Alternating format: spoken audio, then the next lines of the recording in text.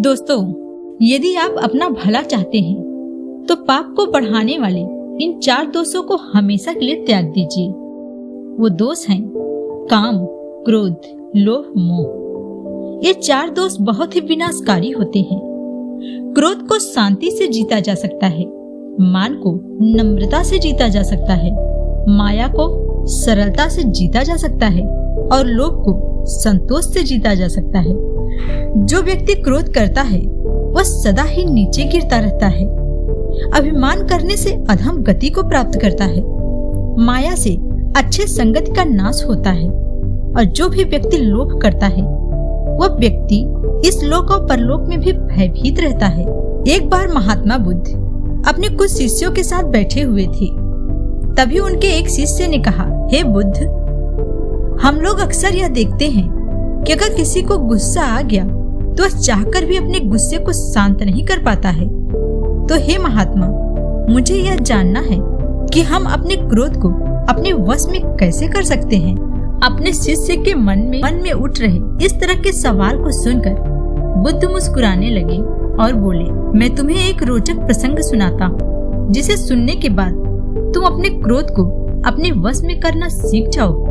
तब गौतम बुद्ध बोले कि एक समय की बात है, एक गांव में एक बहुत ही झगड़ालू औरत रहती थी।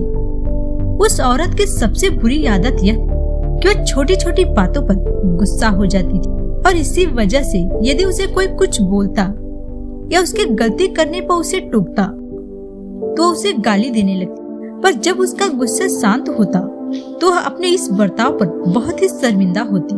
उस औरत के इस स्वभाव से उसके परिवार में कलह मचा रहता था। उसके परिवार वाले उससे परेशान हो गए थे। उस औरत से कोई भी बात करना पसंद नहीं करता था। उस औरत को भी अपनी गलती का एहसास होता था, पर वह क्या करती, वह अपने क्रोध को नियंत्रण ही नहीं कर पाती थी।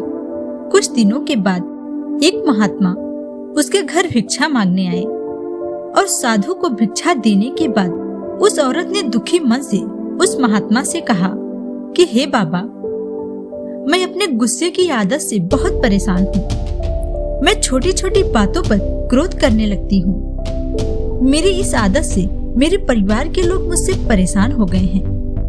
मैं अपनी इस आदत को छोड़ना चाहती हूँ, पर क्या करूँ? हे बाबा, आप मुझे कुछ उपाय बताइए। उस औरत की बात को सुनकर साधु महाराज कुछ देर तक सोचने के बाद अपने थैले में से एक दवा की बोतल निकाली और उस औरत को देते हुए बोले, यह बहुत ही चमत्कारी दवा है, इसे लो और जब भी तुम्हें गुस्सा आए या कुछ अपशब्द बोलने का मन करे तो इस दवा की 10 बूंद अपने मुख में डाल लेना और 10 मिनट तक अपने मुख को बंद रखना। पर तुम ये याद रखना, अगर 10 मिनट के पहले तुमने अपना मुख खोला तो यह दवा कोई असर नहीं करेगी। उस औरत से इतना कहकर वह साधु महाराज वहाँ से चले गए। इसके बाद वह स्त्री उस साधु के बताए अनुसार दवा का उपयोग करती रही। उसे जब भी क्रोध आता वो उस दवा की 10 बूंद अपने मुख में डालकर 10 मिनट के लिए अपने मुख को बंद कर लेती। धीरे धीरे उसका गुस्सा शांत हो गया और कुछ दिनों के बाद वह एकदम समाप्त हो गया। एक दिन साधु महाराज भिक्षा मांगते हुए फिर उसके घर आए।